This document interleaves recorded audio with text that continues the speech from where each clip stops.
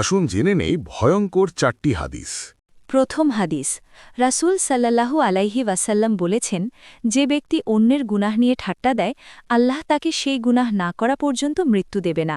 তিরমিজি 2505। দ্বিতীয় হাদিস, রসুল সাল্লাল্লাহু আলাইহি ওয়াসাল্লাম বলেছেন, মৃত্যুর পর তাদের মাথা পাথর দিয়ে ভাঙা হবে যারা ফজরের নামাজ না পড়ে ঘুমিয়েছিল এবং যারা কোরআন গ্রহণ করে তা ছেড়ে দিয়েছে। বুখারী 4047।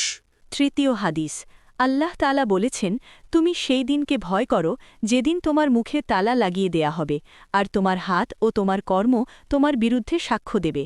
সূরা ইয়াসিন 65। চতুর্থ হাদিস, আল্লাহ তাআলা বলেছেন, আমি চাইলে সবাইকে হেদায়েত দিতে পারতাম, কিন্তু আমি জাহান্নাম পূর্ণ করব মানুষ ও জিন দ্বারা। সূরা আস-সাজদা 13। ভিডিওটি ভালো লেগে থাকলে লাইক, কমেন্ট এবং সাবস্ক্রাইব করতে ভুলবেন না।